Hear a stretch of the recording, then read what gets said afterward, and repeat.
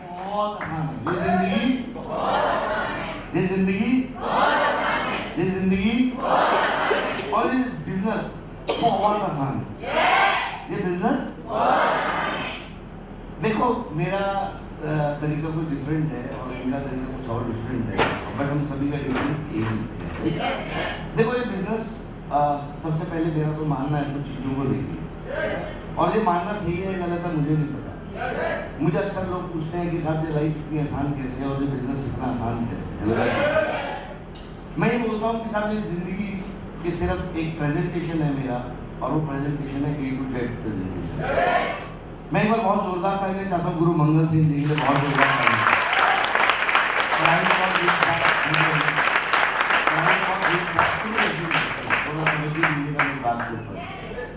पढ़ाई में बड़ा वीक था, एसोसिएशन थोड़ा सा रॉन्ग था, तो साहब जीवन के अंदर एक ऐसे व्यक्ति के जीवन में डाल दिया गया जो मेरे टीचर बन के मेरी लाइफ में आए, जो मेरी गवर्नमेंट जॉब की मेरी तैयारी करा दी।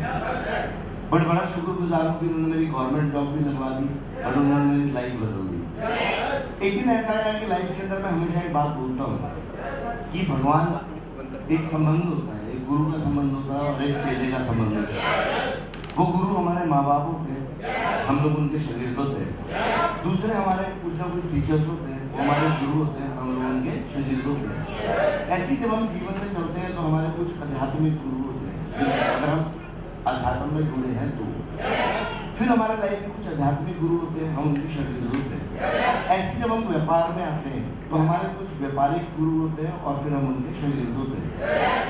मैं हमेशा बोलता हूँ कि परमात्मा से एक ही विनती करता हूँ कि परमात्मा जीवन के अंदर जब भी दुनिया में ये गुरु और चेले में से कोई जाए तो कभी भी गुरु पहले नहीं जाना चाहिए, चेला पहले दुनिया से जाना चाहिए।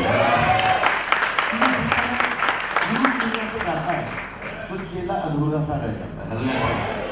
ऐसे मेरा एक दिन एक सेशन चल रहा था, मैं कैरियर स्टार्ट किया गवर्नमेंट जॉब से, मैं गवर्नमेंट जॉब में आ गया, सेफ था, सिक्योर था, परिवार के ऊपर कर्जा था, तो कर्जे के ऊपर फोकस नहीं करना, हमें कर्जे पे फोकस नहीं करना, हमें अपनी कमाई पे फोकस करना है। हमारी रिस्पॉन्सिबिलिटीज, हमारी ज़रूरतें, हमारी चाहतें, और मैं इसलिए ज़्यादा एक्साइटेड रहता हूँ ऑलवेज कि मेरे गुरुदेव आज इस दुनिया में नहीं है, बट मुझे फख्र है आज मेरा गुरुदेव का बोला हुआ एक एक लफ्ज आपके अंदर जिंदा है। अगर तालियां मारना, आज इनके अंदर मेरा मंगल सिंह जिंदा है। हालात के जख्म लाकर इंसान को ढेर करते हैं, हालात के जख्म लाकर इंसान को ढेर करते हैं, या हालात के जख्म में जो इंसान को बब्बर शेर करते हैं। अच्छे समय में बुरे समय का इंतजाम करते हैं, परमात्मा उनके ऊपर कभी बुरा वक्त आने नहीं देगा। ये सिर्फ डायलॉग डिलीवरीज नहीं, ये वो कुछ शब्द हैं जो शब्द गुरुदेव ने मुझे दिए थे, जिनको प्रैक्टिकली मैंने अडॉप्ट किया, और जब मैंने उनको प्रैक्टिकली अडॉप्ट किया तो प्रैक्टिकली बहुत सारे लोगों ने अडॉप्ट किया। और मुझे बड़ी खुशी होती है जब आप जैसे सभी लोग, जब वही एजुकेशन जो मैंने आप सभी को दी, वही एजुकेशन आप अपने तक नहीं रखते हैं, और वही एजुकेशन आप अपने दोस्तों को, रिश्तेदारों को, है ना, जरूरी नहीं हो सिर्फ वैदिक में आपके साथ। आप एक आम इंसान नहीं हो, आप एक बहुत खतरनाक प्रोडक्ट बन चुके हैं। आज के बाद आपका दोस्त कभी आपके सामने मरने की बात करेगा ना कि सारा जिंदगी बेकार है, मैं मर जाऊंगा, मुझे पता है यार वैदिक गुरुकुल के लीडर उसको इतना हौसला देने के वो सुसाइड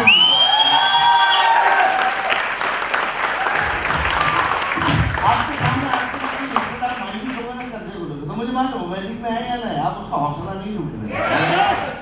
और एक दिन ऐसी जीवन का आया कि साथ गुरुदेव इस दुनिया से चले गए, मेरा ट्रेनिंग सेशन चल रहा था, आफ्टर दैट पता चला कि वो इस दुनिया में नहीं थे। 13वीं थी, 13वीं वाले दिन मैं वहाँ पहुँचा, नो डाउट जब समझते हैं आप किसी की जान ही निकल जाए, है ना, गुरुदेव तो जान होते हैं। तो जब इस दुनिया से गए तो मैं उनकी फोटो को एक तक देख रहा था, और मैं बैठा बैठा रो रहा था, और मैं बैठा बैठा रो रहा था। मैं देखिए जब अपनी बड़ी कीमती चीज गुम होती है तो बंदा रोता है, इमोशनल। हाँ, आपके लिए सुनना बड़ा आसान है, मेरे लिए बड़ा प्रैक्टिकली टफ है, क्योंकि मैं अभी आपके साथ नहीं हूँ, मैं अभी उस पंडाल के अंदर बैठा हूँ जहाँ पर मेरे गुरुदेव की वो फोटो थी। तो गुरुदेव की जब वो फोटो को मैं देख रहा था तो मैं बैठा दरी पे सोच रहा था कि यार थोड़ा जिंदगी चलेगी कैसे, मैं कैसे सब कुछ कर पाऊंगा। कभी समस्या आती थी तो मैं एकदम से उस समस्या का समाधान में पहुंच जाता था, कभी फैमिली प्रॉब्लम आती थी तो उनसे डिस्कस करता था, कभी फाइनेंशियल चैलेंजेस आते थे तो मैं उनसे डिस्कस करता था। तो जब भी फंसता था तो यार वो एक ऐसे चीज़ थी मेरे पास कि जो मेरे को मालूम था, विश्वास था मेरा, वो चुटकियों में मेरी प्रॉब्लम सॉल्व आउट हुई। और वो उस दुनिया में नहीं है। और जब मैं उनकी तस्वीर को देख रहा था और आंखों में आंसू आते, तो मन से एक बात कह रहा था, पता नहीं आप इस बात को सच मानेंगे नहीं मानेंगे, ये भी आपके नजरिए पे। मैं अंदर से रो रहा था कि यार परमात्मा इससे अच्छा तो मुझे उठा लेता, कि यार कितना टफ हो जाएगा मेरे लिए अगली जिंदगी को जीना। और मैं ऐसे सवालों के घेराव के अंदर था और मैं फोटो को देख के रो ही जा रहा था। एकदम से एक हल्का सा हवा का झोंका सा आया, ये मेरे एहसास है। एक हल्का सा हवा का झोंका आया, मुझे ऐसा लगा जैसे किसी ने मुझे टच किया। तो जैसे मुझे टच किया तो मैंने एकदम से ऐसे देखा। मैंने फिर उसी तस्वीर को जब गौर से देखा तो मेरे गुरु की आंखें भी बोल रही थी और मेरे गुरु का चेहरे का स्माइल वाला भी बोल रहा था। और जब मैं उन फोटो को देख रहा था तो मुझे एहसास हुआ कि तस्वीर से गुरुदेव एक बात कह रहे थे कि जितना मैंने तुझे सिखा दिया ना, अगर तू उसके ऊपर भी 100% खड़ा उतर गया तो जिंदगी में तू कभी भी फंसने वाला।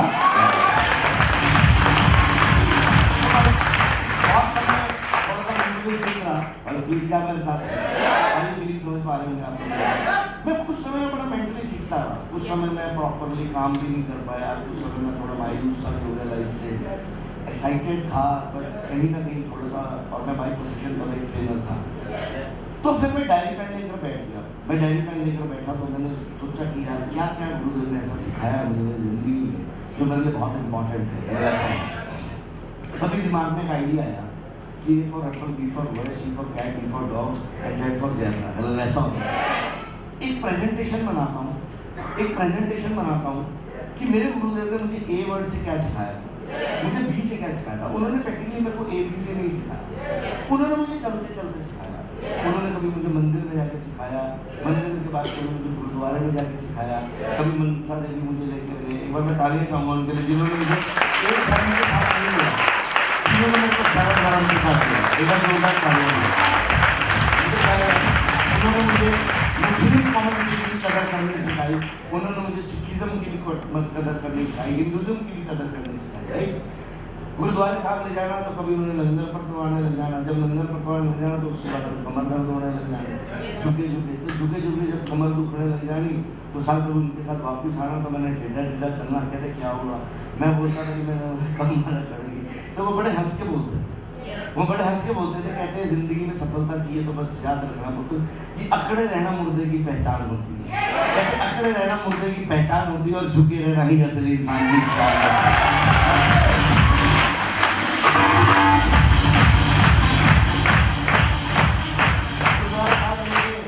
तो गुरुद्वारा साहब के अंदर सर जूते वाले काउंटर पे ड्यूटी लगा देंगे, सर वहाँ पे पॉलिश मारने लग जाना, कभी उन्होंने ब्रश मारने लग जाना, फिर साहब मुझे भी बिठा के ब्रश कराने लग जाना। तो जब ब्रश कराने लग जाना तो सर बड़ी देर तक करना, कभी हाथ दर्द होने जाने, कभी बड़ा घमंड सा भी रहना कि यार क्या यार हम लोगों के जूते उठा रहे हैं यार, क्या कर रहे हैं हम लोग। तो मैं कई बार वो मेरा चेहरा पढ़ते थे, मुझे ऐसा बोलते थे शर्म आ रही है, मैं बोलता था हाँ शर्म तो आ रही है। कहते बस एक बात याद रखना, जब तक दुनिया को देखेगा शर्म आएगी और जब तक ऊपर वाले को देखेगा तो हौसला ही आएगा।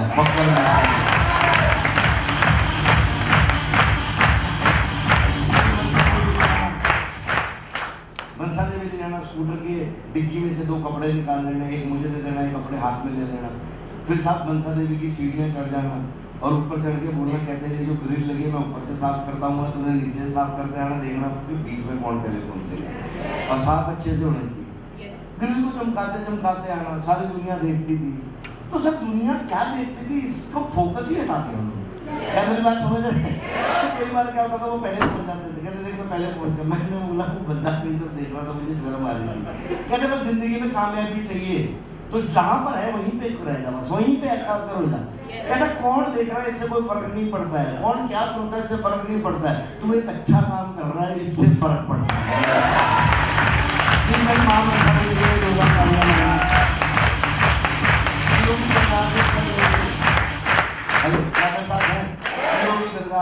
वहाँ पे झाड़ू दे दिया, झाड़ू मार रहे हैं, अब झाड़ू मार रहे हैं तो झाड़ू मारने शर्म आती थी यार। कई बार कोई दोस्त मिल जाता था, कई बार अपना कोई बंदा मिल जाता था, वो हंसते थे, कहते साले झाड़ू मार रहा है। तो फिर मैं हंस के बोलता था, मैंने बोला जी मैं ऐसे नहीं बोला। कहते क्यों नहीं, मैंने बोला मेरे दोस्त यहाँ पे आते हैं हर वीरवार को, और वीरवार को ही आप 9 बजे फिर भी झाड़ू करवाते हैं। मैंने बोला मेरा मजाक उड़ाते हैं। कहते इस बात से भी कोई फर्क नहीं पड़ता कि तेरे दोस्त हंस रहे हैं क्या कर रहे हैं। कहते फर्क इस बात से पड़ रहा है कि तेरा झाड़ू गंदगी को साफ कर रहा है। तो इस बात से कोई फर्क नहीं पड़ता लोग आपके बारे में क्या सोचते हैं, आपको सिर्फ गंदगी दूर करने के लिए पैदा हुए हैं।